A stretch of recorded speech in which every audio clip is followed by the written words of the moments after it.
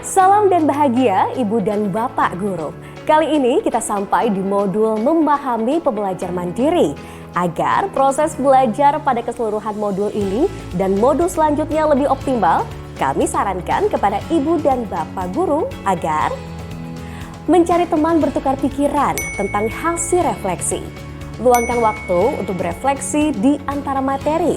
Jika diperlukan, Ibu Bapak bisa berhenti sejenak, merenungkan informasi yang didapatkan atau mengulang kembali materi yang dibutuhkan.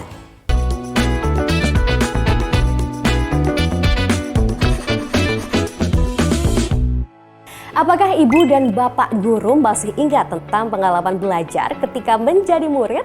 Lalu bagaimana dengan proses belajar saat ini?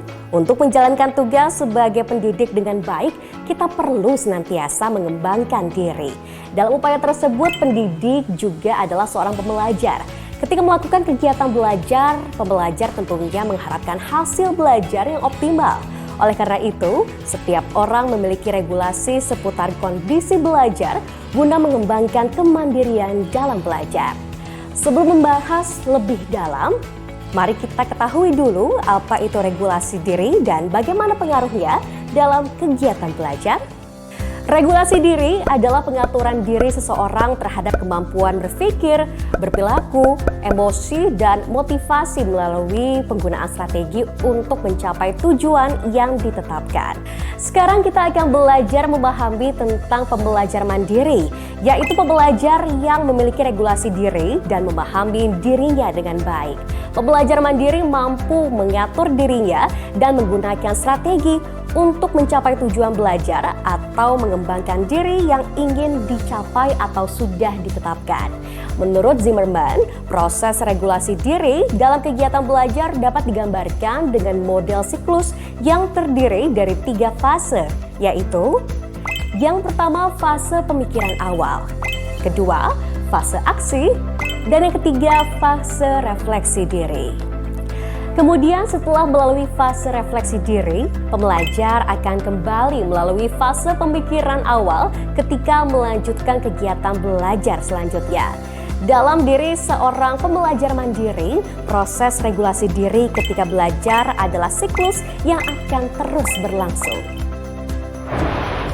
Fase pemikiran awal merupakan proses regulasi diri sebelum melakukan kegiatan belajar. Fase ini meliputi analisis tugas dan motivasi diri. Ibu dan Bapak Guru, subproses analisis tugas terdiri dari penetapan tujuan dan perencanaan strategi. Berikut penjelasannya.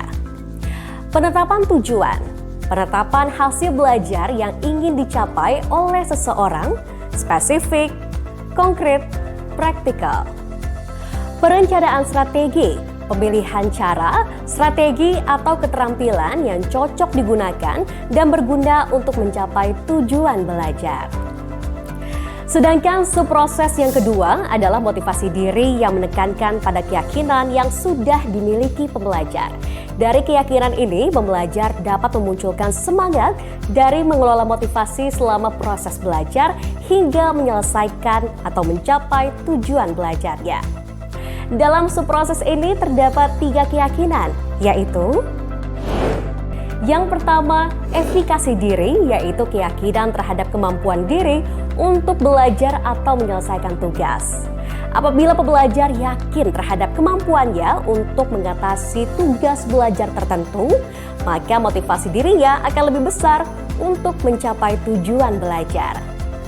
Keyakinan kedua adalah hasil yang diharapkan, yaitu keyakinan terhadap kesuksesan tercapainya suatu tujuan belajar.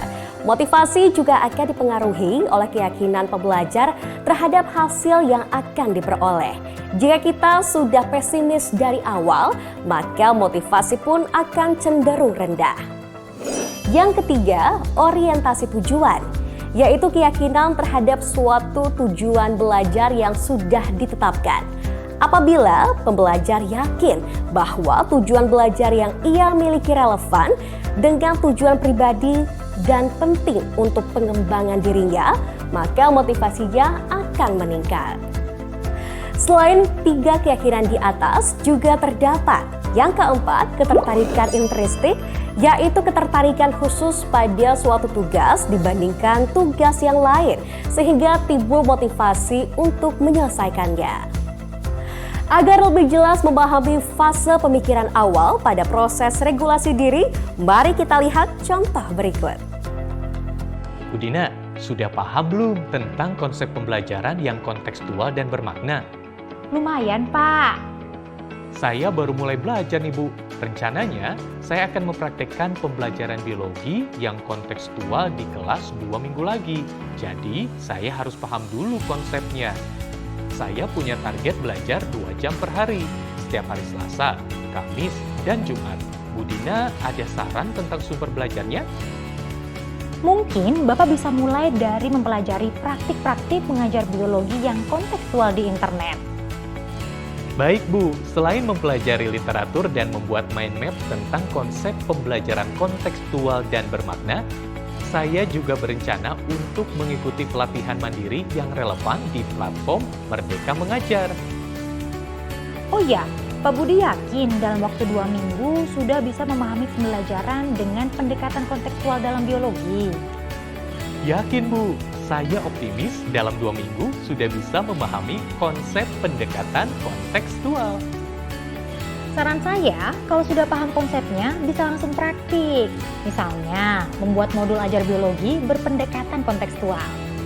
Benar Bu, saya pernah melihat modul ajar biologi berpendekatan kontekstual.